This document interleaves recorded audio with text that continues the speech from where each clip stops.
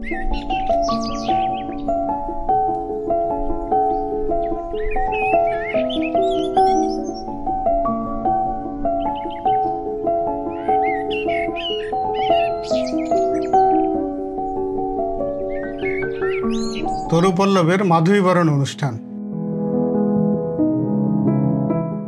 মাধবী বিখ্যাত একটি ফুল হলেও আমাদের সঙ্গে ফুলটির খুব একটা চেনা পরিচয় নেই, কারণ মাধবী বেশ দুষ্প্রাপ্য।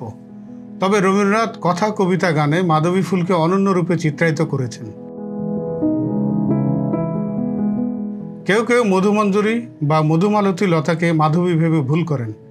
এ কারণে প্রকৃতিবাদী সংগঠন তরুপল্লব প্রায় 1 দশক ধরে ঢাকার রমনা পার্কে মাধবীবরণ অনুষ্ঠানের আয়োজন করে আসছে।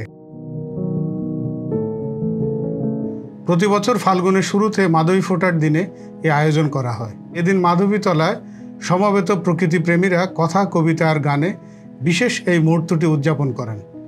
বিতরণ করা হয় মাধবীলতার চারাও। মাধবীবরণের এই আনুষ্ঠানিকতায় গণমাধ্যমের ভূমিকাও বেশ প্রশংসনীয়। ফাগুন দিনের স্রোতে মাধবীর হঠাৎ যাই যাই যাই রব ওঠার আগে মাধবীকে বরণ করে নিল শহরের এক ঝাঁক প্রকৃতিপ্রেমী। মাধবীবরণ উৎসব আমাদের জন্য একদম অপরিহার্য, সে কারণেই আসা, সবাইকে নিয়ে আসি। আমাদের ফুল মাধবী ফুল, আমাদের একটা গভীর আবেগ আছে, আমরা অনেকে এটাকে খুব ভালোবাসি। রাজধানীর রমনা পার্কে উদ্ভিদ ও পরিবেশ বিষয়ক সংগঠন তরুপল্লব প্রতি বছরের মতো এবারও আয়োজন করেছে মাধবীবরণ উৎসব। বৃক্ষপ্রেমীদের উপহার দেয়া হয় মাধবীর চারা।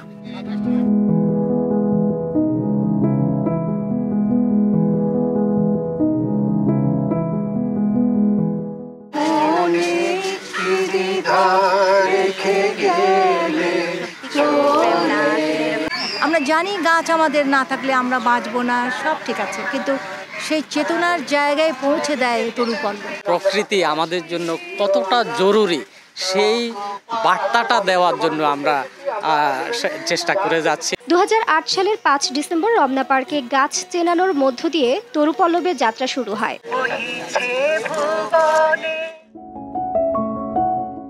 মূলত মধুগন্ধের জন্যই মাধবী বিখ্যাত। শক্তলতার এই গাছ ছড়ানো এবং পত্র নিবিড়। শীতে প্রায় সব পাতা ঝরে পড়ে। মাঘ মাসের কয়েকটা দিন বাকি থাকতে প্রায় নিষ্পত্র ডাল ভরে থোকা থোকা সুগন্ধি সাদাটে ফুলগুলো ফোটে। ফুলের পাপড়ি সংখ্যা 5, শুকনো ফলগুলো 3টি পাখা মেলে হাওয়ায় ভেসে বেড়ায়।